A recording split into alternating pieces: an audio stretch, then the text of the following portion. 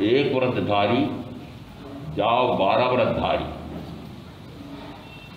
कल प्रतिपन्न के बाद जीवन भाई ने मुझसे प्रश्न किया कि एक व्रत से लगाकर 12 व्रत में से प्रत्येक समणोपासक होता है, ऐसा आज सारे प्रतिक्रमणे सुन रहे थे, मैंने भी सुना था।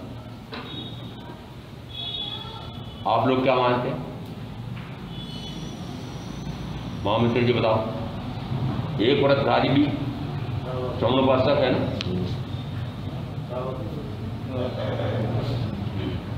बताओ, एक व्रत से समणोपासक हो गया? हो गया क्या? आगे उत्तर दो आपकी बात सुनकर। एक व्रत कौन सा? एक व्रत होता है यदि मेरे नगर में, गांव में, मोहल्ले में तथारूप श्रवण महान पधारे हैं, मैं उनको आठ से प्रतिलाभित करूंगा, ये एक व्रत हो गया। तो सारे एक व्रतधारी हो गए। दूसरा एक मत और, जो सामायिक करके बैठे हैं वो सारे श्रवणोपासक हैं, ठीक है, ऐसा ही है। अभी आपने सुना है कि मैंने पूर्व में भगवान महावीर से 5 व्रत ग्रहण किए थे। आया अभी उदाहरण आया, सुदर्शन श्रवणोपासक क्या कह रहे हैं, मैंने भगवान महावीर से 5 व्रत लिए थे, उसमें अहिंसा व्रत, तो स्थूल अहिंसा का त्याग किया था, स्थूल असत्य भाषा का त्याग किया था, स्थूल चोरी का त्याग किया था, और अंश में ब्रह्मचर्य ग्रहण किया था। अंश में समझ लेना, आपकी सारी स्थिति में आज जानता हूँ, अंश में ब्रह्मचर्य ग्रहण किया था और परिग्रह का थोड़ा सा परिमाण किया था। 5 आए, 5 व्रत आए कि नहीं आए? अभी सुना 5 आए। आगे क्या बोला कि अब ऐसा लग रहा है कि मेरे प्राणों का विनाश हो सकता है, इस कारण से अब मैं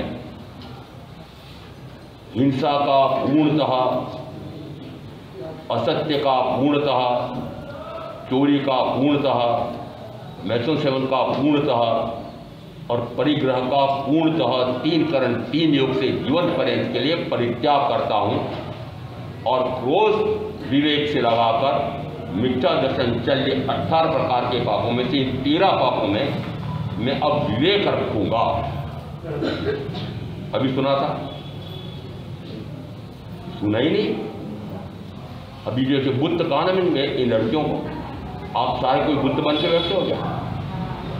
प्रतिमा बन के बैठ जाते हो? प्रतिमाधारी श्रावक, प्रतिमाधारी श्रावक किसको कहते हैं? आनंद आदि 10 श्रावकों का वर्णन है, वे प्रतिमाधारी थे। और प्रतिमाधारी का अर्थ होता है जिस समय आज के युग में दीक्षा लेता है कोई, तो घर बार परिवार 5 इंद्रियों के भोग साधन भोग सर्वस्व का परित्याग करके और घर से बाहर निकल जाता है, दीक्षा लेता है। आनंद श्रावक ने क्या किया था? जिस दिन उनको तीर्थंकर महावीर की वाणी सुनी थी, उस दिन उस पर श्रद्धा, और उस श्रद्धा मात्र से नहीं, उस श्रद्धा के बाद आत्मा को आत्मा का ज्ञान हुआ है, आत्मा को आत्मा का दर्शन हुआ है, ज्ञानावरणी कर्म का क्षयक्षम हुआ, दर्शनावरणी कर्म का क्षयक्षम हुआ, उस कारण से दर्शन मोहनी कर्म का क्षयक्षम होता है, मिथ्यात्व गलता है और सम्यक का प्रकाश होता है। उस समय वे उठ करके और 5 व्रत लेते हैं, और उन 5 व्रतों की सहायता के लिए, पोषण करने के लिए 7 व्रत समय समय पर जब जब भी अवसर आएगा लूंगा। सही है? अरे पुराने साहब को बोलो कोई तो, सही है? कितने व्रत लिए? 5 लिए? जीवन का उत्तर दो, 5 लिए कि नहीं? महाराज इस श्रावकों का प्रतिमण, मिलकर श्रावकों का प्रतिमण आगम में है ही नहीं। 32 आगमों में कहीं भी श्रावकों का प्रतिमण है ही नहीं, मात्र बाद के आचार्यों ने, साधुओं ने बनाया है। और कल मैंने प्रमाण दिया था, आप तो बेरे होकर के बैठते हो, कुछ तो बेरे हैं, कुछ तो बेरे हैं भी, और कुछ जो सुनने की शक्ति वाले वो भी बेरे होकर बैठते, सुनते ही नहीं। 8-5 व्याख्या प्रगति में जिस श्रवणोपासक के पूर्व में स्थूल प्राणातिपात आदि का प्रत्याख्यान नहीं होता है, वह क्या करता है? तो 8-5 व्याख्या प्रगति में उत्तर आया कि वह वर्तमान काल के पापों की आलोचना करता है, विगत काल के पापों का प्रतिक्रमण करता है और अनगत काल के पापों का प्रत्याख्यान करता है। अनागत यानी अभी मैंने संध्या मैंने ये 18 प्रकार के पापों का प्रायश्चित धिक्कार किया था अपने आप को। ये पाप हेय है, निकृष्ट है, अवांछनीय है, अनाचरणीय है, अनंत पाप कर्म का बंद करा करके नरक में तिरंज में ले जाने वाले हैं। इसलिए मैं इन पापों का पश्चाताप धिक्कार करता हूं और अब मैं इन पापों का सेवन नहीं करूंगा। कौन बोला? कौन बोला? अरे खड़े तो हो जाओ। कौन बोला? हाँ खड़े हो। अब मैं इन पापों का सेवन नहीं करूंगा। वो कहलाता है श्रवणोपाय कि जिन पापों को मैंने हेय माना है, हेय यानी निकृष्ट, उपादेय नहीं है। ये पाप उपादेय करने योग्य है? हिंसा से लगाकर मिथ्या दर्शन चलते के पाप करने योग्य है? क्या माना आपने? यदि ये माना हो कि पाप है, करने योग्य नहीं है, नरक में जाना पड़ता है, पाप कम हो तो तिरंज गति में जाना पड़ता है, अनंत दुख देखने पड़ते हैं। इस कारण से पाप को इस प्रकार मान करके वह पाप का परित्याग करता है। कब करता है? कि जिस समय वह पूर्व के किए गए पापों का तो प्रतिक्रमण करता है, वर्तमान काल के पाप का वह आलोचना करता है और अनागत काल के पाप का प्रत्याख्यान करता है। तो पाप का प्रत्याख्यान का क्या अर्थ हुआ? कि अब मैं पाप नहीं करूंगा। हृदय लोणा में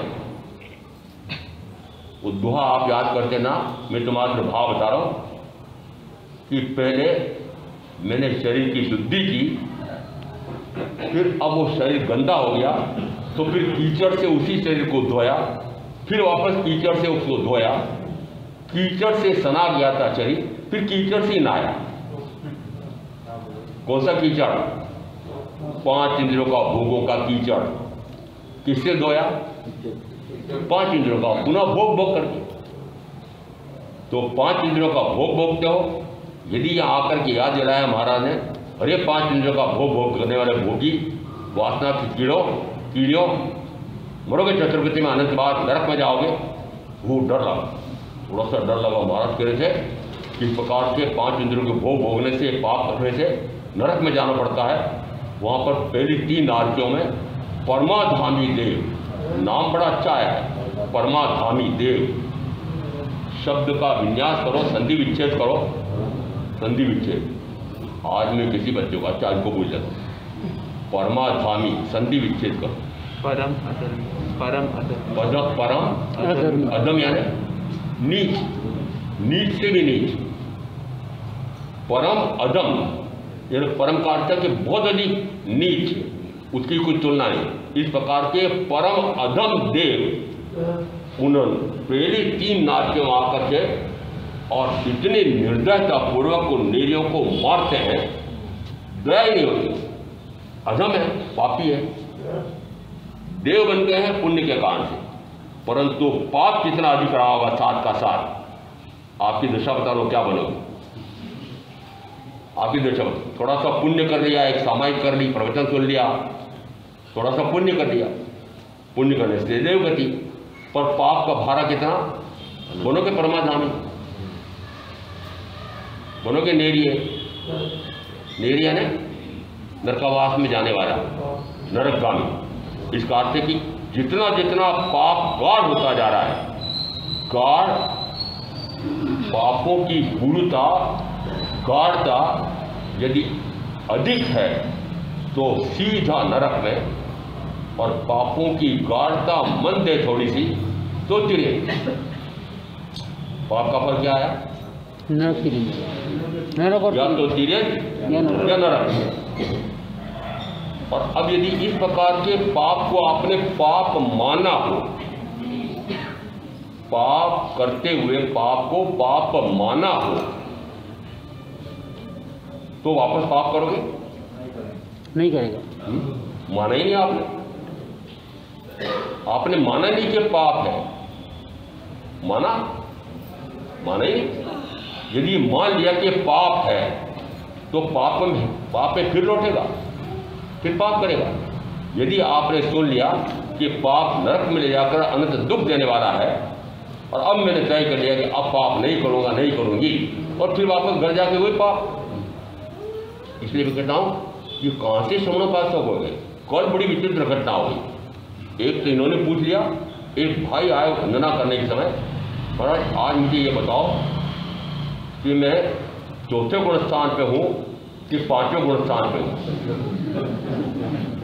चौथे गुण स्थान पर कौन होता है? अविरत सम्यक दृष्टि। सम्यक दृष्टित्व तो आ गया है, परंतु अभी विरति नहीं ली है, उसको नाम दिया अविरत सम्यक दृष्टि चौथा गुण स्थान। जिसने व्रत ग्रहण कर लिए हैं वह अंश विरति श्रवणोपासक। तो मुझे कहा महाराज मुझे आप बताओ कि मैं चौथे गुण स्थान पे हूं कि पांचवें गुण स्थान पे हूं। मैंने कहा पहले गुण स्थान पे। किसको कह रहा हूं? सब प्रश्न करने वाला तो एक है, पर उत्तर आप सारों को दे रहा हूं कि आप सारे पहले गुण स्थान पर हो। प्रमाण दो महाराज। आप क्या कहोगे मुझे? प्रमाण दो, प्रमाण दे दो। अरे मैं प्रमाण देता हूं आपको, आप पहले गुण स्थान पे। प्रमाण दूं क्या? बोलो। फिर मत कहना कि महाराज ने आज हमको कह दिया कि घोर अज्ञानी मिथ्या की है। क्या आपने 5 इंद्रियों के भोगों को रोग माना?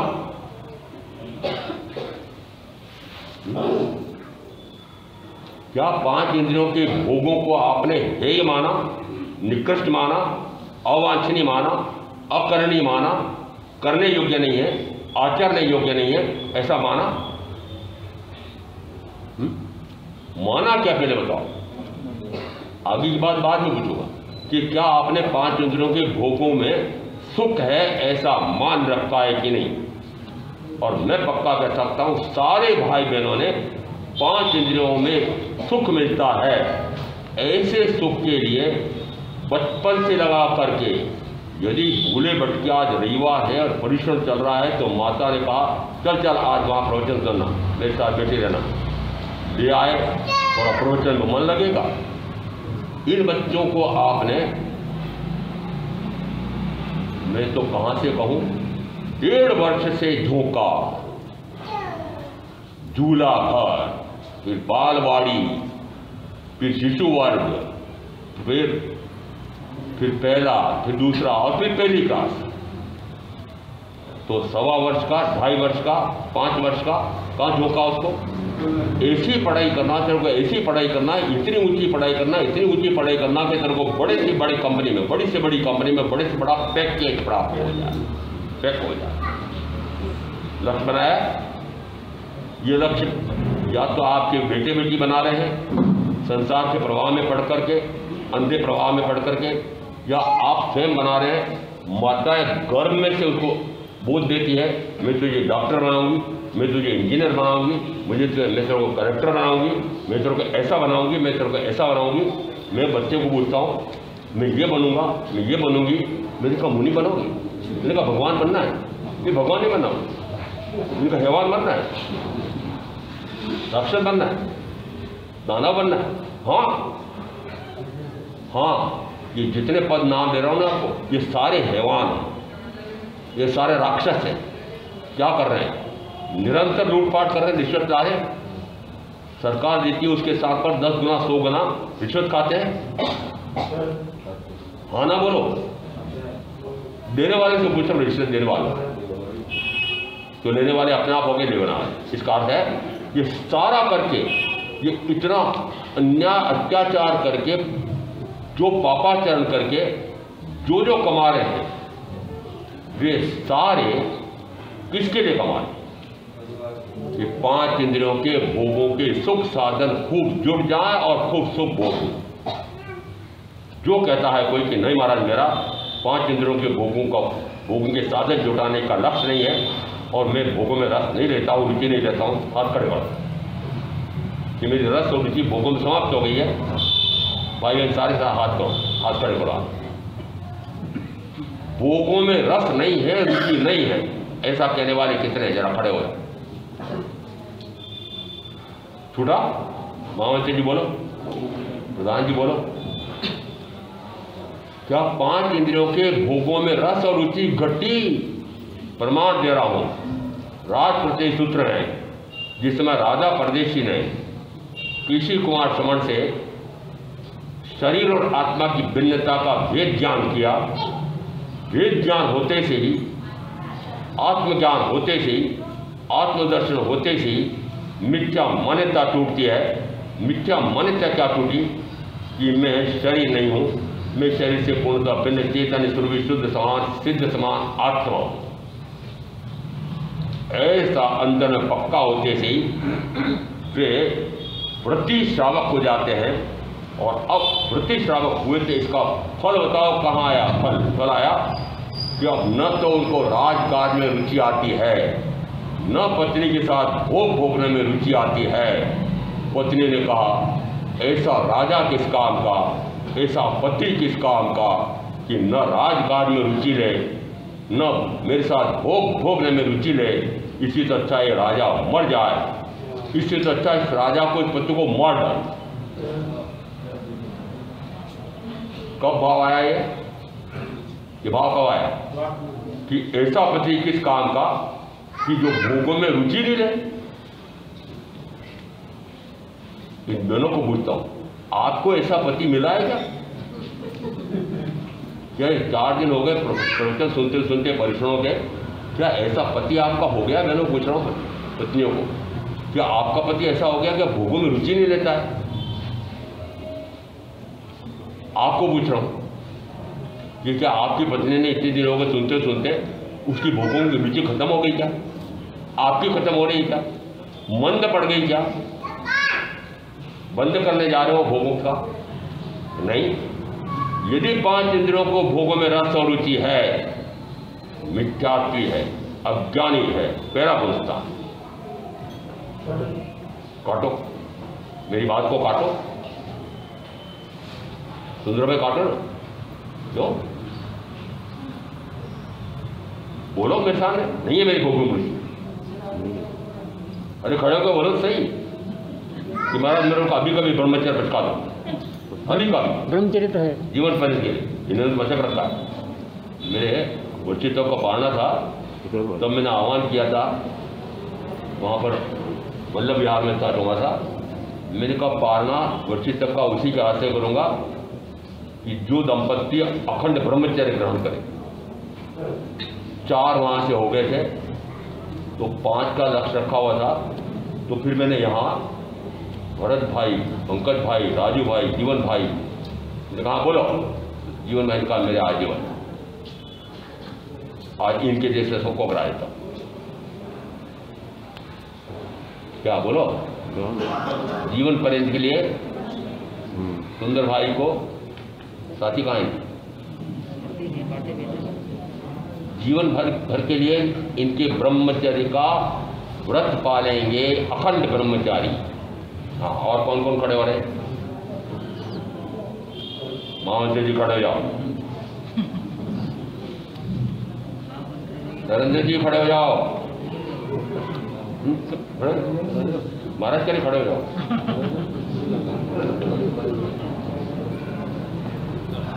नरेंद्र जी यहाँ के महामंत्री आज से अखंड ब्रह्मचर्य का जीवन पर्यंत के पालन करेंगे। अध्यक्ष महोदय,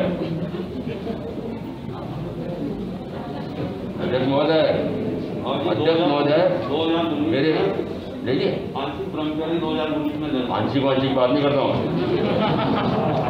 आंशिक क्या होता है? आज से आपके मैं माता आपकी जानकारी से बता, मैं अपने मन से अपनी इच्छा से ले चलो। अपनी 2019 में खास में आजीवन ब्रह्मचारी दिया था और समस्त जनों ने आंशिक। अरे अंश वंश की बात नहीं करता मैं तो। आंशिक का मतलब अंश नहीं चाहिए, पूर्णांश। और 5 में से 1 का हो रहा है, 1 का। 5 इंद्रियां खुली है, 5 खुली है। अभी 1 इंद्री बंद कर रहा हूं मैं। अखंड ब्रह्मचर्य जीवन पर्यंत के लिए पालेंगे, 60 से तो ऊपर होंगे, 65 के ऊपर भी हो सकते हैं, 70 के आसपास भी हो सकते हैं। चलो हाँ करो फटाफट।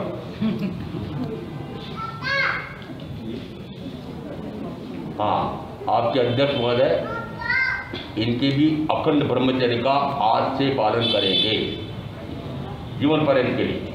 हाँ बोलो धन्य। हाँ और किन किन की इच्छा है? अरे बहने खड़ी हो जाओ ना, मैंने से बहनों को पकड़ा है पहले बहुत सारे बहनों ने कर लिया, तो फिर पति क्या करेगा? यदि 5 इंद्रियों के भोगों में रस रुचि पड़ी हुई है, भोगों के कमाने, भोगों के साधन जुटाने के लिए उन साधनों को इकट्ठा करके कमा करके भोगूं इस प्रकार का लक्ष्य है, तो बताओ कौन सा गुण स्थान है? पहला है, पक्का है? पहले गुण स्थान पर पड़े पड़े मर जाना है? मनुष्य भाव प्राप्त हुआ है, केवल प्रज्ञप्त वाणी सुनने का अवसर मिला है, और बड़ भागी हो कि इस प्रकार के मानो चाहे ना मानो, मैं कह रहा हूं कि सद्गुरु आगम ज्ञान से समझाने वाले भी मिले हैं। ऐसा स्वर्णिम अवसर प्राप्त करके भी यदि आप इस प्रकार से आत्मज्ञान की प्राप्ति, आत्मदर्शन की प्राप्ति और फिर मिथ्यात्व तोड़ करके सम्यक प्रकट नहीं कर पाए, तो फिर किस काम का चौमासा? यदि चातुर्मास पूरा हो जाए या 8 दिन के परीक्षण पूरे हो जाएं, और जैसे परीक्षण के पहले थे वैसे वैसे, परीक्षण के बाद भी वैसे के वैसे, तो क्या लाभ हुआ? क्या लाभ हुआ? प्रवचन की प्रभावना, मैंने कहा ये प्रवचन के बाद प्रवचन की प्रभावना आज अमुक की तरफ से वो ले जाना, मैंने कहा मैं 1 घंटे तक, सवा घंटे तक, अभी तो सवा घंटे 1.5 घंटे तक प्रवचन की प्रभावना कर रहा हूँ, भगवान महावीर के द्वारा बताए हुए तत्वों की प्रभावना, तो मेरी प्रभावना की तो परवाह नहीं है। ले जाते हो, वहां लेने की चूकते नहीं हो, भैया कोरे हाथ चले जाते, यहाँ लेने से भी चुकते वाले। तीर्थंकर परमात्मा ने जो फरमाया है वह केवली है, और केवली ने जो फरमाया है वो प्रमाणभूत है, पूछने की आवश्यकता नहीं है।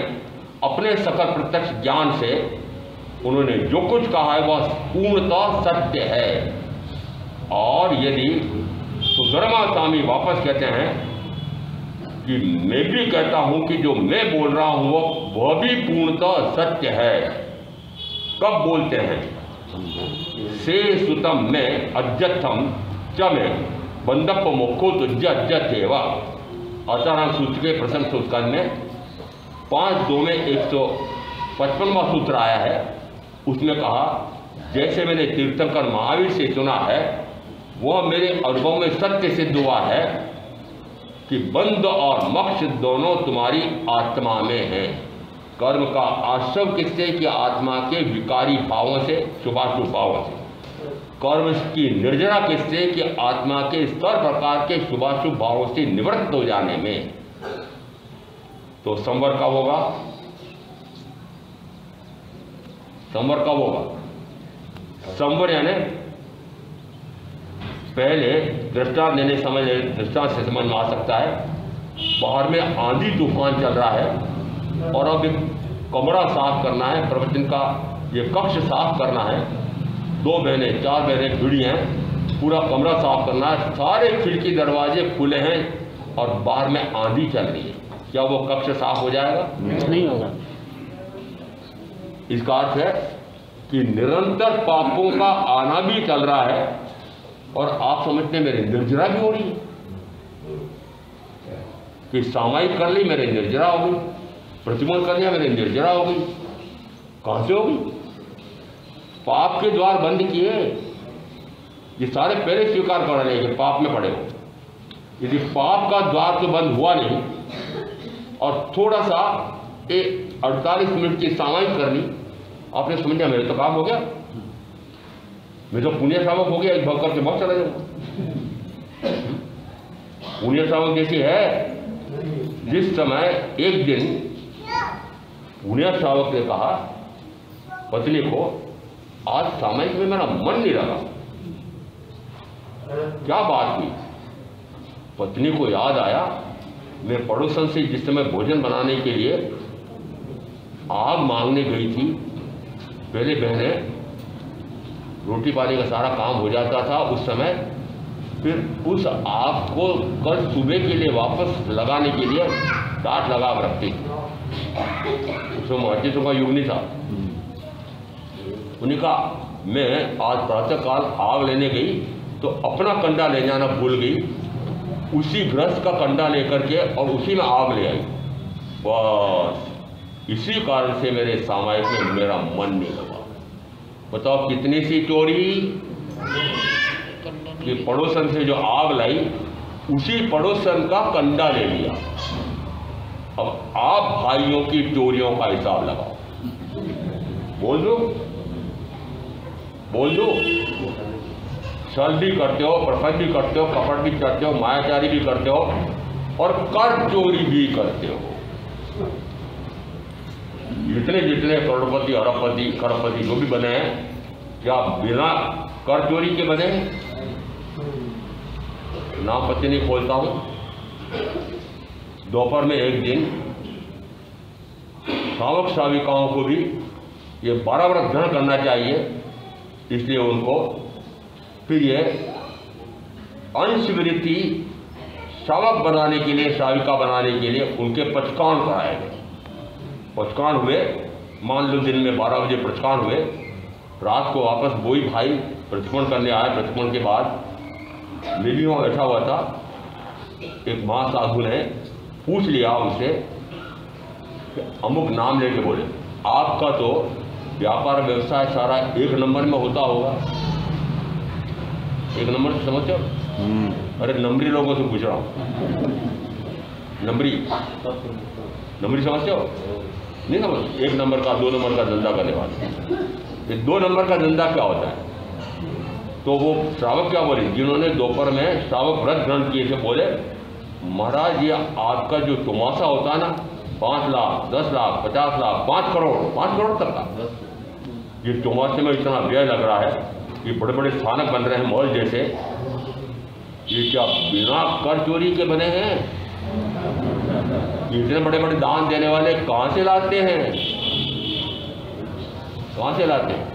या तो ग्राहकों से लूटते हैं या सरकार के कोष में से लूट लेते हैं। सरकार के कोष में से लूटना बड़ा आसान है। जैसे लूटते पता है, जितना कर चुकाना चाहिए, जिस सरकार ने जो कर लगा रखा है, इतनी सफाई से अपने लेखे बनाते हैं कि वो 1 नंबर का तो अलग होता है, 2 नंबर का अलग होता है। 2 नंबर का लिखा जाता है काली रात में, अमावस्या की रात में, काली रात में काले लेखे लिखे जाते हैं। तो काले लेखे तो अपने लिए और सफेद लेखे कर अधिकारी को बताने के लिए। 2 प्रकार के लेखे लिखते हो, आना तो बोलो। ये चोरियां है कि नहीं? और अब बताओ कि मैं भी इसी प्रकार का आहार लाता हूं तो मेरा मन कैसे लगेगा?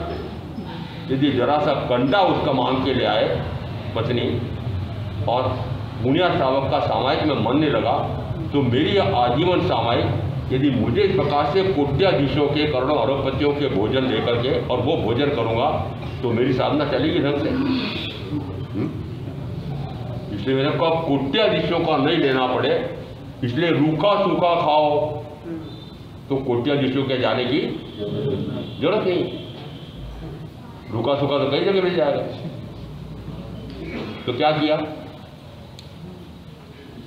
घी बहुत पैसा लगता है, 3000 रुपये 1 किलो का देसी गाय का।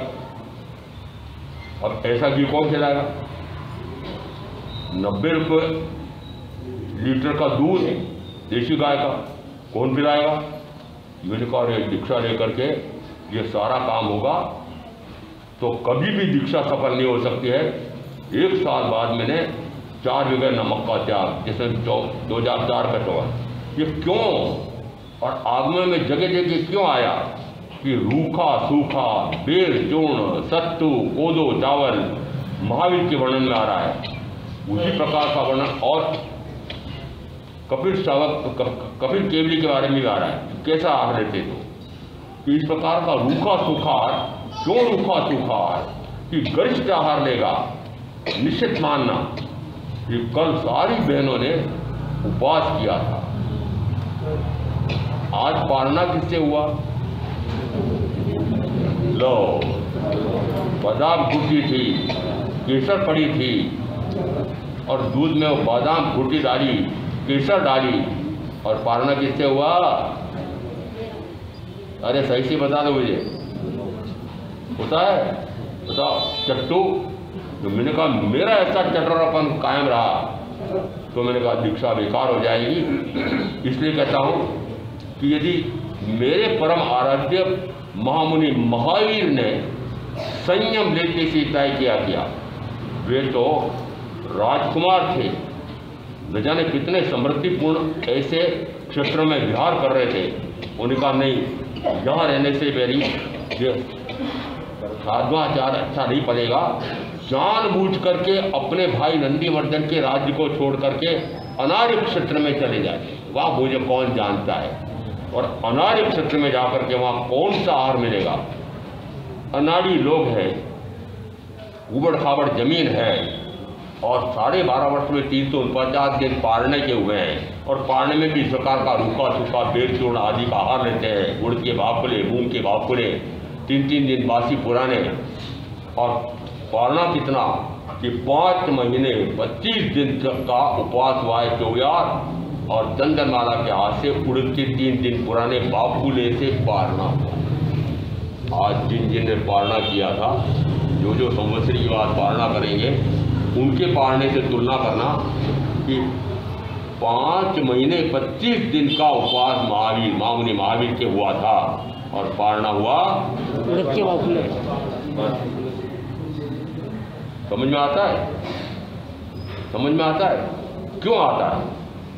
बीच के 22 तीर्थंकरों के जितने असाता वेदनी नहीं थे, उतने असाता वेदनी महामुनि महावीर के थे। इस कारण से उग्र कठोर से कठोरतम तप साधना में प्रवेश होते हैं। उस कारण से जानबूझ करके इस प्रकार का कष्ट मोल लेते हैं, जानबूझ करके वह अनार्य क्षेत्र में जाते हैं, जानबूझ करके ऐसे स्थानों पर जाते हैं जहाँ पर इस प्रकार का आहार मिलता है जो रूखा सूखा है। निरंतर वह उस नगरी में जब आहार के लिए घूम रहे थे तो दास दासी बाजारों में घूमते थे।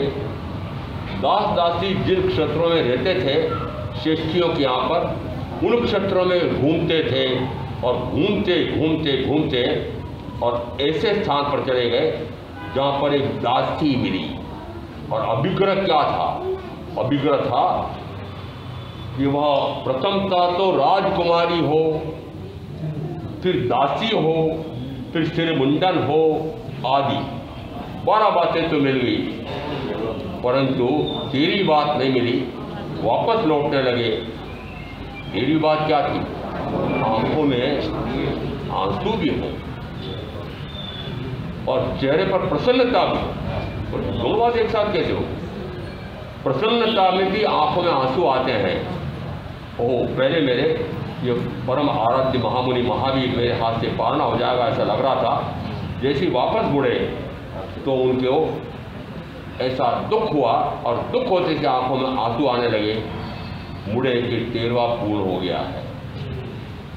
ऐसे ऐसे कठोर से कठोरतम अभिग्रह लेकर के फिर पालने के लिए जाते थे। और पालना कितने मुश्किल से होता था कि मात्र 12.5 वर्ष की साधना में 349 दिन पालने के। इस प्रकार के महावीर, और इस प्रकार के महावीर के फिर अवशिष्ट कौन बने हैं? और आज जो वर्णन आया है, वर्णन कैसा विचित्र है। अर्जुन मालावार कहानी तो कहानी है। महाराजा सैनिक का ऐसा उन 6 उठीले पुरुषों ने ऐसा कौन सा काम कर दिया कि तुम पूरे नगरी में जैसा चाहो वैसे विचर सकते हो। तुम्हारे कोई दंड व्यवस्था के कारण दंड नहीं दिया जाएगा, तुम जो चाहो स्वच्छंद होकर के कर सकते हो। ऐसे स्वच्छंद वृत्ति वाले 6 व्यक्ति घूमते घूमते वह अर्जुन माली के उस पुष्पाराम बगीचे में चले गए और देखा, वर्णन में आ रहा है कि बंधुमती वह इतनी सुरूपा थी, सुंदर थी, कोमल थी, और रूप लावण्य देख करके वे आकर्षित होते हैं और छह मिल करके आपस में चर्चा करते हैं। कानून में भी है, यदि डाका डालने चोरी करने के लिए एक साथ 5 के अच्छे व्यक्ति जाते हैं तो 5 यदि होते हैं तो 5 या 5 से अधिक डाकू कहलाते हैं। जिस समय चोरी करते हैं उस समय परस्पर पहले सलाह करते हैं। अब परस्पर सलाह करने में मान लो डाका डालने वाला तो एक ही है, हत्या करने वाला कोई एक ही है, परंतु अन्य ने भी सलाह मशवरा की थी कि ऐसा ऐसा करना है। उसने वो हत्या नहीं की, उसने वो चोरी डाका नहीं डाला है, पर सहयोग था, उसका सलाह थी। इस कारण से उसका भी भाव था, इस कारण से वह भी उस अपराध का अपराधी है। यदि 6 ने मिलकर के इस प्रकार से सलाह की और सलाह करके फिर उसको इस प्रकार से अर्जुन माली को मुश्किलों से बांध करके एक तरफ लुढ़का देंगे और उसकी पत्नी के साथ इस प्रकार से मनमाना भोग भोगेंगे, ऐसा करके वो भोग भोगते हैं। भोग भोगते से ही अर्जुन माली को आया आवेश, क्रोधावेश।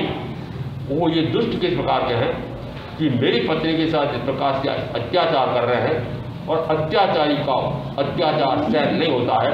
इस कारण से अपनी सारी शक्ति शरीर के लगा करके और स्वयं की सारी शक्ति को एक साथ लगा करके और अंगड़ाई लेते हैं, जोर से तड़ तड़ करके वो रस्सियाँ टूटने लगती है और उठते हैं और वह 1000 पल वाला वह मुग्दर लेकर के और फिर उन 6 गोठीले पुरुषों को मार डाला। पत्नी को क्यों मारा?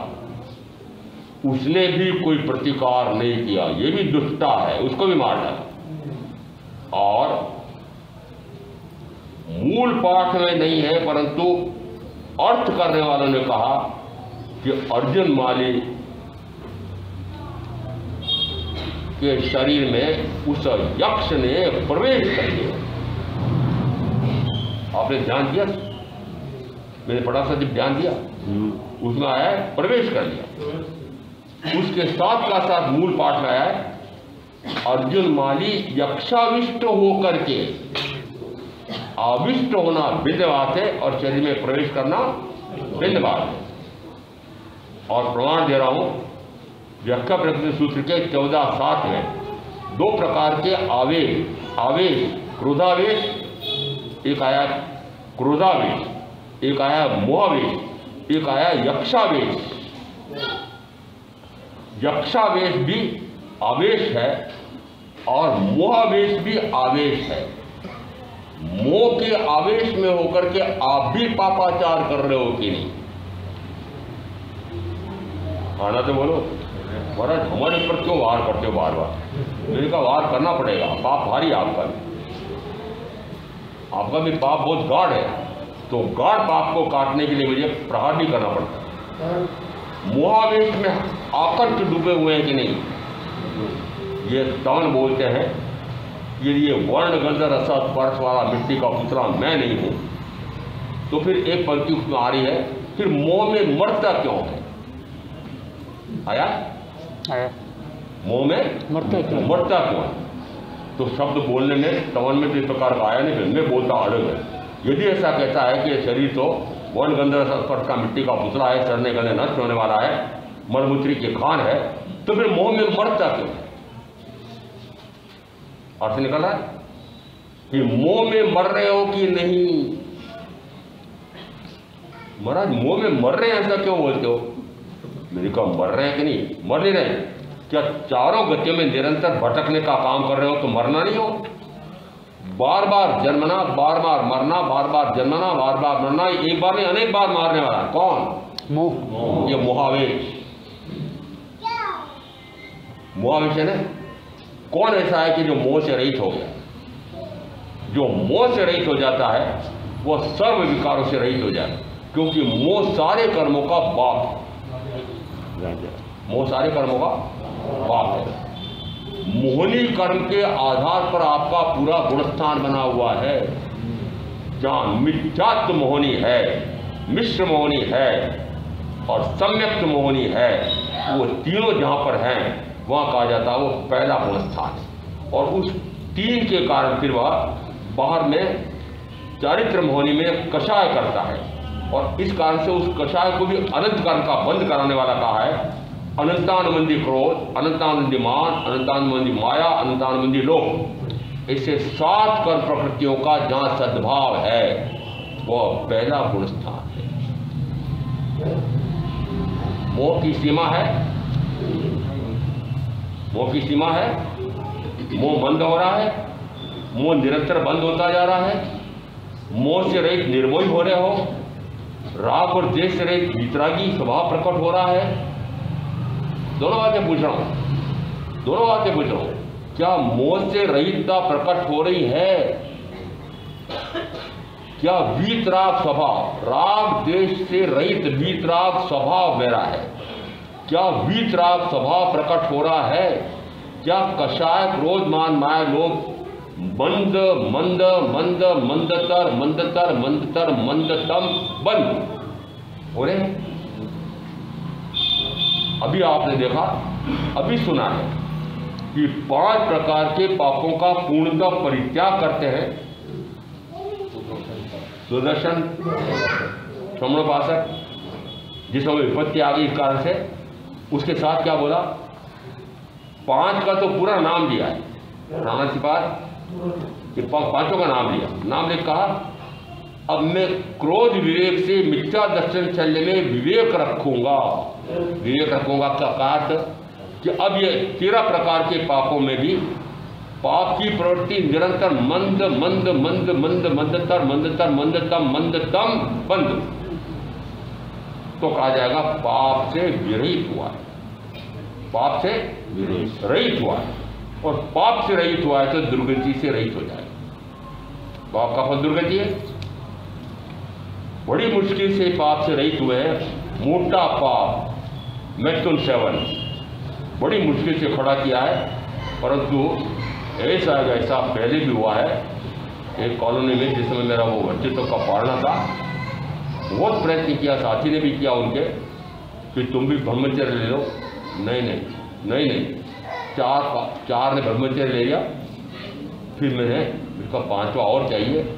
उनके घर खड़ा हो गया आकर के, नाम दिया जगदीश जी, ब्रह्मचर्य लो, आपके हाथ से पालना लेना। पचका दो।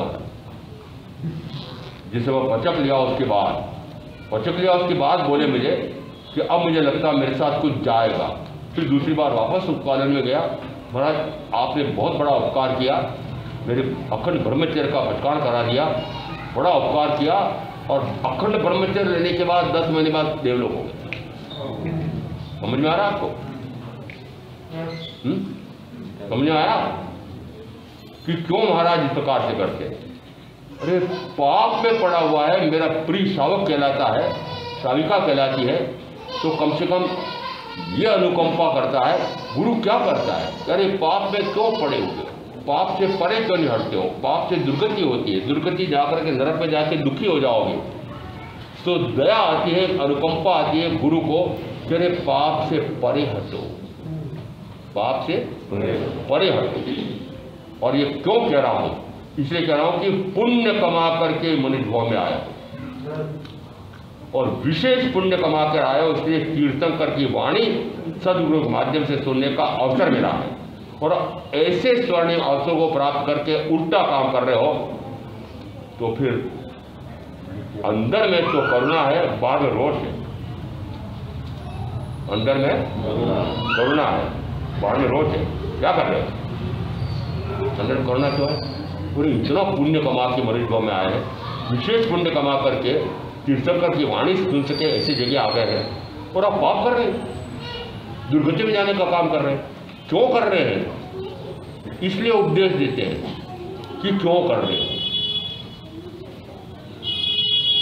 यदि मैंने मार्ग को जाना है, मैंने मार्ग को देखा है, सन्मार्ग और कुमार्ग दोनों को मैंने समझा है।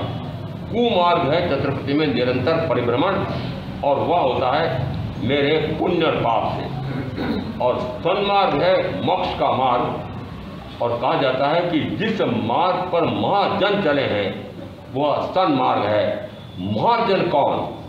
कि ये होने वाले अरिहंत, होने वाले तीर्थंकर, होने वाले सद्गुरु, ये उस महापंथ पर चले हैं। कौन सा महापंथ? कि ज्ञान, दर्शन, चारित्र, ये 3 प्रकार के। ज्ञान कौन सा? आत्मा को आत्मा का ज्ञान। दर्शन कौन सा? आत्मा को आत्मा का दर्शन। चारित्र कौन सा? कि आत्मा में रमणता। और भाव अपेक्षा से जीव का स्वरूप और भाव अपेक्षा से सिद्ध का स्वरूप बताया था। उसने कहा अनंत ज्ञान पर्यवान, अनंत दर्शन पर्यवान, अनंत चारित्र पर्यवान। वो अनंत चारित्र क्या है?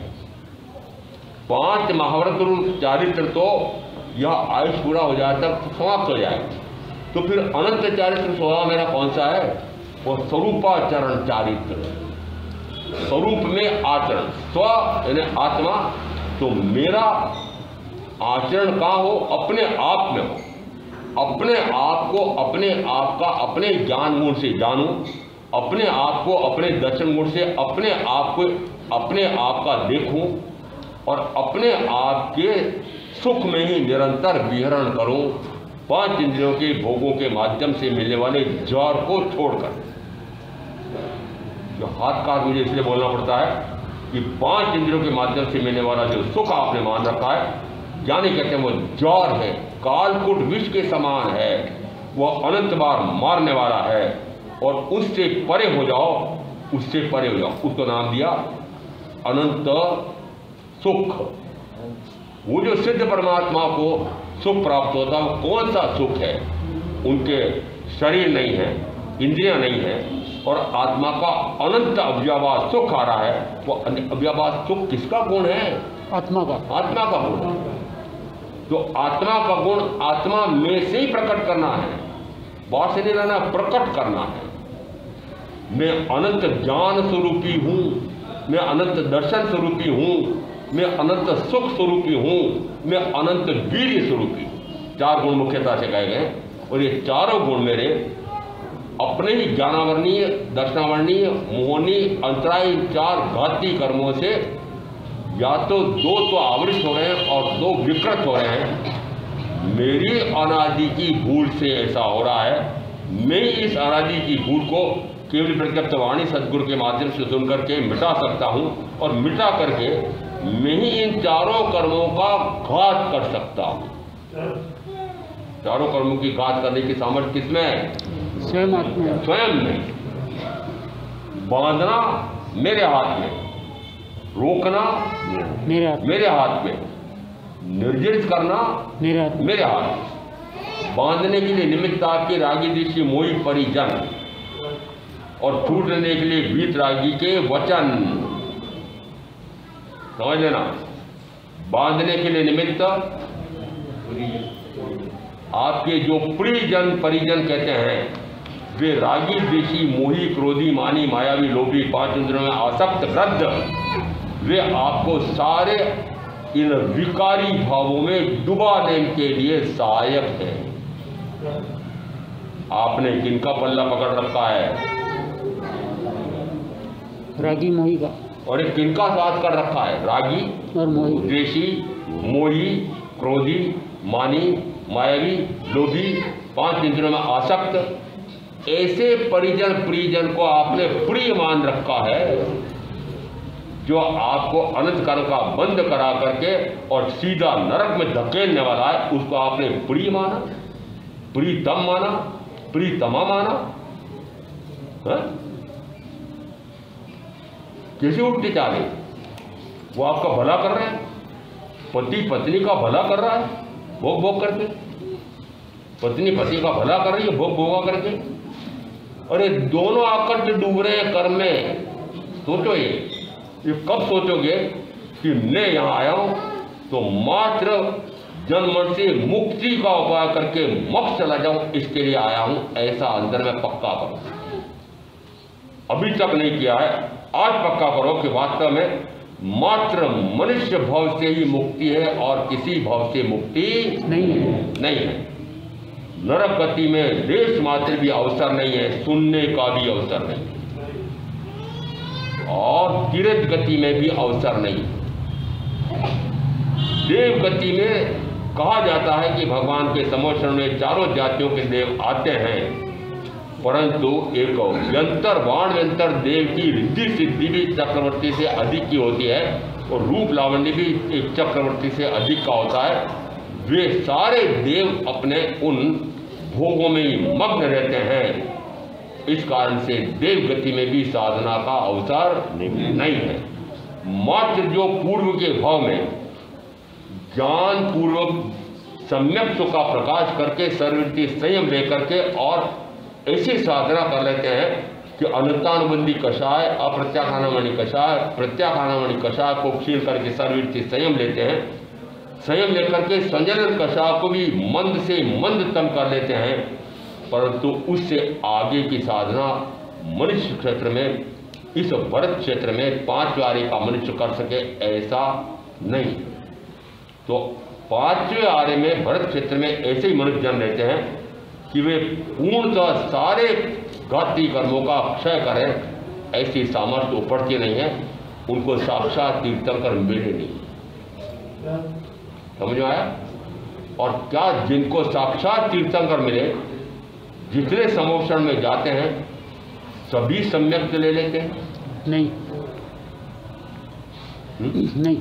पढ़ाने वाले, उदाहरण देता हूँ, धनरूप जी का उदाहरण इसलिए देना पड़ता है कि शिक्षकों में शिक्षक है, जिस समय इनके द्वारा पढ़ाया हुआ कोई बच्चा अनुत्तीर्ण हो जाए तो आज की पद्धति माता पिता इनसे लड़ने जाते हैं। जिस समय ये लड़ने जाते हैं उस समय कहते हैं कि मैंने इतना अच्छा पढ़ाया, देखो ये इस कक्षा में प्रथम आया, देखो 10 बच्चे ऐसे हैं जो प्रथम श्रेणी में आए, ये 20 बच्चे ऐसे जो द्वितीय श्रेणी में आए, 30 बच्चे ऐसे हैं कि तृतीय श्रेणी में आए। महाराज मेरा तो अनुत्तीर्ण हो गया ना, क्या पढ़ाया आप? पढ़ाने वाले का दोष है, पढ़ने वाले का, पढ़ने वाले का। और पढ़ाने वाले साक्षात तीर्थंकर हैं। कौन पढ़ा रहे हैं? तीर्थंकर। उनमें से 99% अनुत्तीर्ण वापस जा रहे हैं। कितने? 99%। कितने वापस जा रहे हैं? यदि तीर्थंकर के समोषण में भी 99% वापस अज्ञानी के अज्ञानी, मिथ्यात्व के मिथ्यात्व संसार बढ़ाने के लिए वापस चले जाते, तो मेरी क्या विश्वास है? क्यों? क्योंकि अनंत काल तक यह चतुर्भुज संसार चलेगा। तो कैसे लोगों से चलेगा? कैसे लोगों से? सोचो कैसे लोगों से चलेगा? आपको कौन सी श्रेणी में रहना? उदाहरण देता हूं, अब तो प्रथा चली गई, तब भी उदाहरण तो वही है कि गट्टी में बहन जिस समय गेहूं के मक्का के दाने ओढ़ती है, एक उसमें कीला लगा रहता है जिससे वो ऊपर का पार्ट घूमता है। कोई एक दाना ऐसा है कि जो गट्टी के उस कीले पर टकरा करके खाल में या बाहर गिर पड़ता है, वो तो बच जाता है, बाकी सारे दाने पिस जाते हैं। तो कोई एक दाना उछलने वाला होता है। आज अंश में 2-3 उछले थे, आज अंश में कोई दाने 3-4 दाने उछले, आधे अधूरे उछले हैं, आधे अधूरे उछले हैं। हाँ, अब उछल करके ऊपर नहीं आए। हाँ प्रधान जी, किसका पूछ रहा हूँ? उछले से हैं पर इतनी ऊंची कूद नहीं लगाई है कि पाठ पे आ जाए। तो मैं किसका आह्वान करता हूं कि पाठ पे आ जाए। और क्या निकल रहा है? और क्या निकल रहा है कि सर्ववृत्ति संयम लिए बिना मोक्ष की साधना नहीं। और उत्कट से उत्कट साधना करने वाले यदि तीर्थंकर महावीर के ऐसे आनंद आदि 10 श्रावक हुए हैं और 10 के 10 उनका धन वैभव, जिस समय उनको सम्यक का प्रकाश हुआ था उस समय उनके पास धन कितना था? 2 का उदाहरण देता हूं मैं। एक तो आनंद श्रावक के 12 करोड़ सोनैये का धन था। 12 करोड़ सोनैये नहीं, 12 करोड़ सोनैये का धन था, वो सब तरफ लगा हुआ है। और एक मास्टर शतक नाम के ऐसे श्रावक थे जिनके पास 24 करोड़ सोनैया, 24 करोड़ पायली सोना, एक पायली में 256 स्वर्ण मुद्राएं आती है, तो 24 करोड़ टोपली ऐसा इतना धन था। और आनंद श्रावक जैसे सब दसों का कह लेना कि 10 साल बाद, अलग अलग का थोड़ा अलग अलग है, वे कंगाल होकर के घर से बाहर निकल, कंगाल होकर निकल गए, यानी क्या 10 साल बाद सारे आरंभ समारंभ धन वैभव भोग साधन परिजन सबको छोड़ करके और एकांत में पोषणशाला में चले जाते हैं। और आनंद श्रावक ने वहां 6 साल तक साधना की है, तब भी मोक्ष नहीं हुआ। और क्या निकला? और क्या निकला? सर्ववृत्ति संयम लिए बिना कोई भी मोक्ष गया है? इसलिए बार बार प्रेरणा करता हूं कि सर्ववृत्ति संयम लेंगे तो निश्चित है कि वर्तमान में 5 महाव्रतों का निर्तिचार पालन करता हूं, 5 समितियों का सावधानी पूर्वक पालन करता हूं। कब करता हूं? जब शरीर का काम करना आवश्यक मानता हूं सब, और उसी का काम, शरीर का काम, मिट्टी के पुतले का काम, मलमूत्र की खान इस शरीर का काम ही करता रहो, ऐसा नहीं। उस काम को तो शीघ्र से शीघ्र निपटा करके और फिर स्वाध्याय ध्यान में जाऊं। परंतु वो जिस समय ये शरीर संबंधी कार्य करते हुए भी वो जो शुभ भाव होता है, इतने कर्मों की निर्जरा हो गई है, शेष की भी और निर्जरा कर दूं, इस प्रकार के भाव से वो शुभ भाव होता है, वो स्वतः होता है, और उस कारण से पुण्य का बंध होता है। और पहला भाव स्वर्ग का होता है। उस स्वर्ग में जाकर वह वापस स्वर्गीय सुखों को भोग नहीं सकता। क्यों नहीं भोग सकता है? सम्यक तो लेकर गया है, ज्ञान सहित गया है। ज्ञान, दर्शन और सम्यक, ये क्या भोग भोगने देंगे? नहीं देंगे। भोग में रस लेने देंगे? देवगति के सुख का भोग सकता है कि नहीं?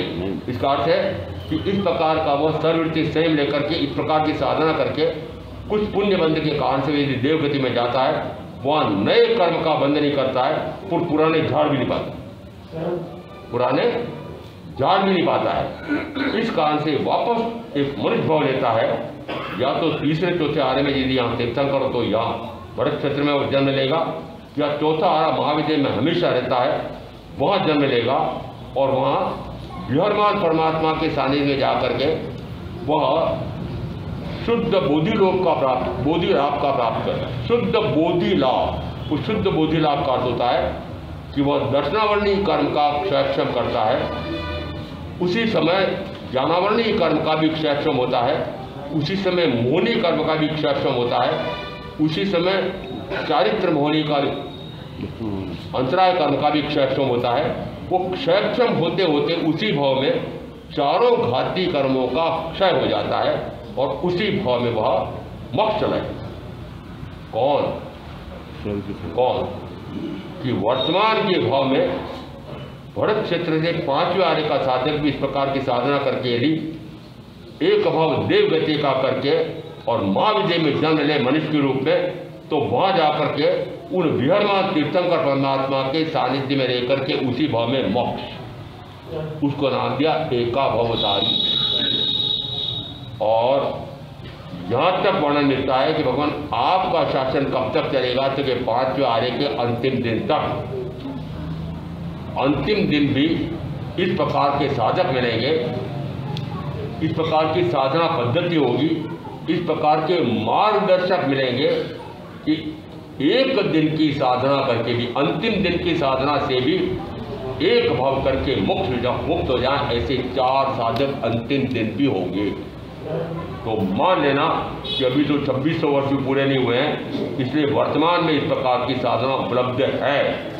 जिस समय संकट मान करके और सुदर्शन श्रावक, अब शेष शब्द हम नहीं काम में लेते, पिता हैं तब तक वो शेष नहीं कहे जाए। और जिस समय अर्जुन माली उस यक्ष के आवेश से मुक्त हुए थे, जिस समय धराम से गिर गए थे, उस समय होश में आने के बाद सबसे पहले उन्होंने पूछा, आप कौन और आप कहाँ जा रहे हैं? क्या पूछा था? आप कौन? आप कौन कहाँ? और आप कहाँ जा रहे हैं? किसने सुना ध्यान से? आप कौन? क्या उत्तर दिया? समणोपासक भगवान मालिक। क्या उत्तर दिया? समणो जीव भगवान इसका मालिक कहता का है। बीबी बहन जी बताओ ना, हीरा बहन बताओ क्या उत्तर दिया? पर इतनी याददाश्त कहाँ रहती है हमें? जीव अजीब का कहता। जीव जी का हुकुम क्या? की बातें इनको खूब याद रहती है जीव जी और का हो मिल जाने के बाद याद ही रहती है। क्यों नहीं याद रहती? उन्होंने परिचय दिया, मैं जीवादि नव तत्वों का ज्ञाता श्रमणोपासक हूँ। क्या कहा? मैं सुदर्शन नाम का जीवादि नव तत्वों का ज्ञाता श्रमणोपासक हूँ और श्रमण भगवान महावीर स्वामी यहाँ पधारे हुए, उनको वंदन नमस्कार परिपासना करने के लिए जा रहा हूँ। पूरा उत्तर दिया, परिचय दिया अपना। परिचय में क्या कहा? आप परिचय कैसे देते हो? मैं यदि आपको परिचय पूछूं तो क्या परिचय देते हो? ऐसा देते हो? हो ही नहीं ऐसे दो कहां से? क्या जीवादि जीव अजीवंद पुण्य पाप आश्रम समझ जरा मोक्ष, ये नव तत्व है। ये नव तत्वों का सार जिसे मैं सदगुरु के माध्यम से सुन करके अंदर में पक्की अवधारणा करता है, वह नव तत्वों का ज्ञाता हो जाता है। और नव तत्वों का जब ज्ञाता हो जाता है उस समय वह प्रथमता श्रमणोपासक होता है। सीधा श्रवण भी हो सकता है, सीधा श्रवण भी हो सकता है। चौथे गुण स्थान से सीधा सातवें गुण स्थान पर भी आरोहण कर सकता है। और फिसड्डी लोग चौथे गुण स्थान से पांचवें गुण स्थान पर आते हैं और जीवन भर पांचवें गुण स्थान पर ही पड़े रह जाते हैं। एक कदम भी आगे नहीं बढ़ते, एक कदम भी आगे नहीं बढ़ते हैं। जो जहाँ बैठा हुआ है प्रवचन का ठिया बना रखा है, उस ठिये से आगे बढ़ते हो? बढ़ते हो आगे? अरे ठिये से होता नहीं है। जो आपने उस दिन 12 व्रत लिए थे, क्या निरंतर उनमें वृद्धि हो रही है? नहीं, वृद्धि नहीं हो रही। वहाँ के वहाँ पड़े। क्यों? धन वैभव तो खूब बढ़ाते हो, परंतु अपनी साधना में वृद्धि का क्यों नहीं सोचते? पाप की वृद्धि, पाप के कार्य में तो खूब वृद्धि कर रहे हैं, पर आत्मा की साधना में निरंतर वृद्धि क्यों नहीं?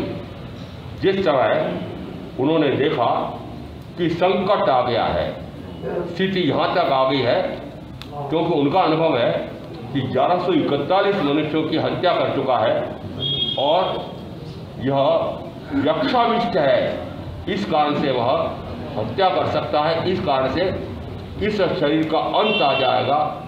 इसलिए उस संकट को मान करके उन्होंने फिर क्या तय किया? संसारा। अब उसके आगे शब्द दिया सागारी। आप भी सागारी संसारा लेकर के सोते हैं। सोने के बाद फिर नींद आती कि नहीं आती? और नींद में न जाने कितने कितने खोटे स्वप्न आते हैं, भोगों की भी आ सकते हैं, धन वैभव की भी आ सकते हैं, न जाने क्या क्या स्वप्न आते हैं। क्या आपका वो संसारा है? संसारा है वो? नहीं है। सागारी का अर्थ क्या? कि ये जो मेरे सामने कष्ट उपसर्ग आ गया है, ऐसा कष्ट आया है, ऐसा उपसर्ग आया है, जानबूझ के मोल लिया है। उपसर्ग उन्होंने जानबूझ करके मोल लिया है। सारी नगरी के लोग कह रहे हैं, महाराजा सैनिक ने घोषणा करवा दी है, कोई बाहर मत जाना। ये सिरफिरा बनना चाहते फिर है। ये सिरफिरा कौन? ये सुदर्शन श्रमणोपासक सिरफिरा। यदि साक्षात तीर्थंकर यहाँ पधारे हुए हैं तो साक्षात जाकर के उनके दर्शन करना, परिपासना करना और उनके वचन सुनना। मैं तो जाऊंगा, मैं तो जाऊंगा, मात्र आज्ञा तो एक औपचारिक मानी जाती है। मैं आपकी आज्ञा लेकर जाना चाहता हूँ। जब जोर देके बोल रहे मैं तो आपकी आज्ञा लेकर जाना चाहता हूँ, तो फिर आज्ञा देने वालों ने क्या किया? माता पिता ने दी। और वर्णन आता है अपने इन पांचों उंगलियों को एक दूसरे से सटा करके और माता पिता के सामने झुक करके वंदन नमस्कार करके फिर आज्ञा ले रहे। आप ऐसे बोलते हो माता पिता से? सोचो। और उसके बाद में फिर जिस समय वो निकलते हैं तो मैं वर्णन करता हूँ कि जिस समय वो निकल रहे होते हैं, पैदल पैदल निकले हैं, तो कितनी बहनें जरोखे में से देख रही होती, वरांडे में से देख रही होती है, मरने जा रहा है, साक्षात मरने जा रहे हैं। क्या करने जा रहे हैं? मरने जा रहे थे कि तीर्थंकर की वाणी सुनने जा रहे हैं। किसी तीर्थंकर की वाणी सुनने में भी यदि मरण हो जाए तब भी उस प्रकार के भावों में विहरण करता करता मरण को प्राप्त करेगा। लक्ष्य में क्या है? उस समय तीर्थंकर है, तीर्थंकर की वाणी का ध्यान आ रहा है, उनके गुणों पर ध्यान जा रहा है, और उनके गुणों का ध्यान करते करते और यदि इस प्रकार का उपसर्ग आ जाए और मृत्यु भी हो जाए तो तब भी उत्कृष्ट स्वर्ग का भाव, और उसके बाद एक भाव वापस मनुष्य का करके और उस भाव में मोक्ष कहाँ तक हो सकता है? इसका अर्थ है कि जिस समय इतने दृढ़ निश्चय होकर जब वो निकलते हैं, आपने सुना है कि जिस समय उन पर भी वो गदा को उछालते बड़े घमंड से जोड़ करके आता है, और अब वह गदा उन पर चलाने के लिए घुमाता है, पर वार नहीं हो पाया। ऐसी क्या बात थी? प्रथमतः वे मनुष्यता के गुणों को प्राप्त करने वाले ऐसे थे, मनुष्यता के गुण प्रकट हुए। फिर उन्होंने तीर्थंकर परमात्मा की वाणी सुनी है, उस वाणी पर श्रद्धा हुआ है, रुचि हुई है, और उसके बाद में फिर व्रती श्रावक हो गए हैं, उसने आत्मा के गुण विकसित हो गए हैं, पुष्ट हो गए हैं। ऐसी आत्मा शुद्ध आत्मा हो गई है, और अब वो निरंतर तीर्थंकर परमात्मा की परिउपासना ध्यान में आ रही है। उनके शुभ वचन सुन करके मैं भी उग्र से उग्रतम साधना करके मुक्त हो जाऊं, इस प्रकार का पुरुषार्थ करूंगा, ऐसी भावना से जा रहे हैं। उस समय वह देवी गुण प्रकट कर चुके हैं, और जिस समय उस आतंक से प्रभावित होकर के, और अब वे 18 प्रकार के सारे पापों का पूर्णतः 3 योग से परित्याग करते हैं, और फिर चारों प्रकार के आहार का पूर्णतः परित्याग करके और मात्र आत्मा का ज्ञान, आत्मा को दर्शन, आत्मा में रमणता, ज्ञाता दृष्टा सर्वणता, ज्ञाता दृष्टा सर्वणता, जब अंतिम काल आ गया आयुष का, ये मार डालने वाला है, तो निरंतर उस मार से घबरा करके दुखी नहीं हो रहे हैं, मात्र अपने आप में लीन हो रहे हैं, और अपने आप में जिस लीन हो रहे हैं उस समय वह शुद्धतम आत्मा के उस प्रकट करने के लिए पुरुषार्थ कर रहे हैं। आत्मा का पुरुषार्थ, आत्मा में अपने आप को जानना, अपने आप को देखना, अपने आप में रमना, ऐसी शुद्धतम आत्मा होने जा रहे हैं। उस समय क्या राक्षसी प्रवृत्ति हावी हो सकती है? मानवीय प्रवृत्ति उससे उठ करके, देवी प्रकृति उससे ऊपर उठ करके, और आत्मिक शक्ति और उसके ऊपर उठ करके, और महावीर से प्रकट करने की शक्ति, आत्मा के अनंत गुण प्रकट करने की शक्ति में लगे हुए हैं। ऐसे पर क्या वो दानवी शक्ति वाला यक्ष, उसकी शक्ति चल सकती है? पस्त हो गया। फिर 1141 को कैसे मार डाला? वो उस प्रकार के लोग नहीं थे, ये विशिष्ट था। ये समणोपासक सुदर्शन ये विशिष्ट व्यक्ति थे, और मैंने वर्णन किया है कि वो वास्तव में आत्मीय शक्ति, इतनी उनकी आत्मीय शक्ति प्रकट हो गई थी। ऐसे आत्मीय शक्ति जिनकी प्रकट हो गई हो, उन पर दानवी शक्ति, हैवानियत शक्ति, राक्षसी प्रवृत्ति वाला अभी हो सकता? नहीं हो सकता, ये नहीं हो सकता। इस कारण से उसका मुद्गर उस पर चला नहीं, और वह अपना मुद्गर लेकर के और अर्जुन माली के आवेश को छोड़ करके और भाग जाता है। तो अध्ययन का नाम भी मुद्गर पाणी दिया। वास्तव में अध्ययन तो है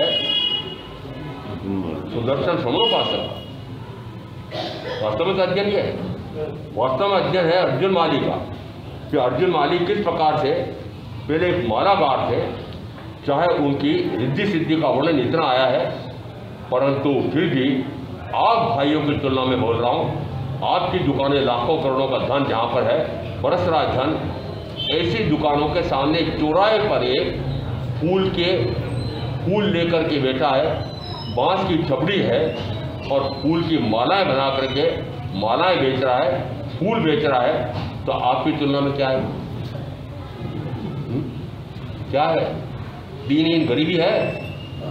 आज क्या निकल रहा है? परंतु आप सारे श्रेष्ठियों को मात दे करके और उसी भाव में मोक्ष, उसी भाव में मोक्ष। कारण क्या हुआ कि जिस नगरी के 1141 व्यक्तियों को मारा था, भगवान की आज्ञा लेकर के उन्होंने कहा मैं इसी नगरी में चौराहे चौराहे पर जाकर खड़ा होकर के और ध्यान में लीन हूँ। अब बताओ, जिस नगरी के 1141 मनुष्यों की हत्या कर दी हो, उसी नगरी में जाकर खड़ा होना, क्या हाल होगा? जो हाल होगा वो आगम में आया। उस समय लोग उनको कह रहे थे हत्यारा है, पापी है, दुष्ट है, लाते मार रहे थे, घूसे मार रहे थे। यहाँ तक कि उस समय भी उनको लाते मार रहे थे। उस समय जिस समय वो घर में आहार लेने आते थे, उस समय इस प्रकार से दुत्कारते थे, हत्यारा कहीं का हमारे घर में आहार लेने आ गया, धक्का मार करके मुक्का मार कर बाहर निकाल देते थे। पात्रा माने तो पात्रे को ठोकर लगा देते थे, पात्रे में कंकड़ डाल देते थे। और कभी कोई आहार देता तो पानी नहीं मिलता, कभी पानी मिलता तो आहार नहीं मिलता, दोनों एक साथ होने चाहिए। इसका अर्थ है इस प्रकार की कठोर से कठोरतम साधना करते हुए भी लेश मात्र भी उनके प्रति कोई भी विकार का भाव, द्वेष का भाव, वैर का भाव नहीं जपता है और मात्र ज्ञाता भाव, दृष्टा भाव में रहते हैं। आश्चर्य गिन लेना, आश्चर्य आज ऐसा हो जाए तो पता नहीं गुरु का क्या हाल हो। इधर तो शिष्य मार खा रहा है, शिष्य तो मार खा रहा है और गुरु ने यार कर दिया है। वरना ध्यान से सुनते नहीं आप कि तीर्थंकर परमात्मा ने तो वहां से आगे नगरी के बाहर विहार कर दिया है और शिष्य नया नया शिष्य बना है और वो राजगिरी के मनुष्यों की मार खा रहा है। तर्जनी न जाने कितना तिरस्कृत कर रहे हैं, हीना कर रहे हैं, निंदना कर रहे हैं, धिक्कार रहे हैं, उसकी निर्लज्जता से इस प्रकार से पुकार रहे हैं। ऐसे मार खाते हुए शिष्य को गुरु अलग हो गए। क्यों हो गए? क्यों हो गए? उन्होंने कहा मेरे कारण से यह मुक्त हो जाए, अपने पुरुषार्थ होना चाहिए। ये तीर्थंकर महावीर के शिष्य हैं तो कोई मारेगा नहीं मारेगा। तो गुरु ने क्या किया? संबंध जोड़ के चले गए। समझ आ रहा क्यों गए? उन्होंने मापना चाहा कि मेरी निष्ठा न होते हुए अब अकेले में रहकर के साधना कैसा करता है। अकेले हो गए, कोई और शिष्य छोड़ के गए उनकी सेवा में? नहीं, कोई नहीं, अकेले रहे और एकाकी साधना की है और करीब करीब 6 महीने तक 1141 मनुष्यों को मारा है। एक चिरेंद्र पंचेंद्री की हत्या से 7वीं रात की, एक मनुष्य की हत्या से 7वीं रात की और 1141 मनुष्य की हत्या करने वाला मोक्ष में है। बताओ क्या विचित्रता है? कारण क्या है? कारण यह है कि जिस समय उन्होंने तीर्थंकर महावीर से तत्व स्वरूप सुना समझा, उस समय उन्होंने ज्ञान का प्रकाश होता है, दर्शन गुण का प्रकाश होता है, मिथ्या मान्यता टूटती है और मिथ्या मान्यता टूटते से ही उस समय उन्होंने अपने किए हुए पापों का साक्षात सद्गुरु तीर्थंकर के सामने पश्चाताप धिक्कार किया। यक्ष से आविष्टित होकर के मैंने स्वयं उसको आह्वान कर दिया था और उसने मुझे उकसा दिया, तो मैं स्वयं ही इन दुष्ट मनुष्यों को, गोठीले पुरुषों को मारने का भाव कर रहा था और उसने उसे मेरे भाव में सहायता कर दी। दुष्टता करने वाले के साथ दुष्टता करने वाले सहायक मिल जाते हैं। दुष्ट व्यक्तियों को सहायता देने वाले दुष्ट में मिलते हैं कि नहीं मिलते हैं? मिलते हैं। अरे आपको मिलते हैं कि नहीं मिलते? मिलते हैं। इसका अर्थ है कि जिस समय वो सहायता देने वाला मिल गया तो जो सहायता देता है, उकसाता है, वह भी उसी प्रकार के पाप का भागी बनता है। इसलिए मुझे उस यक्ष ने कितने पाप किया होगा कि जितना अर्जुन माने ने किया है उतना ही पाप यक्ष ने भी किया है, परंतु यक्ष ने मनुष्यों को मारा, क्या अर्जुन माने ने नहीं मारा? अर्जुन माली किसने मारा? अर्जुन माली ने यक्ष के उकसाए जाने से मारा है, अपने आप का भाव साफ नहीं था। था हाँ, एक स्त्री को क्यों मारा कि वह भी उन स्त्री के साथ मिल गई। वह दुष्टा, उसने विरोध भी नहीं किया, इसलिए स्त्री को मारा। और वह जो क्रोधावेग है, वह जो पागलपन है, पागलपन करीब 6 महीने 5 महीने 25 दिन हावी रहा और 1100 मनुष्यों 1141 मनुष्यों की हत्या कर दी। कितने? और 1141 मनुष्यों की हत्या का प्रायश्चित पश्चाताप वापस कैसे हुआ है कि 6 महीने तक इतनी मार खाई है और मार खाते हुए भी लेश मात्र भी उन मारने वालों के प्रति कोई देश का भाव, क्रोध का भाव, विकार का भाव नहीं आया और मात्र स्वरूप में रमणता करते करते 6 महीने में सर्व घाती कर्मों के साथ उनके अघाती का भी उदय था। अघाती कौन से? तीव्र से तीव्रतम अचाता विधिनी कर्म का भी बंद हुआ था। 1141 मनुष्यों की मृत्यु हुई ना, तो अचाता विधि कितना बांधा। यदि कोई कहे कि उसने तो बंद नहीं किया था, वो तो यक्ष ने किया था, नहीं है,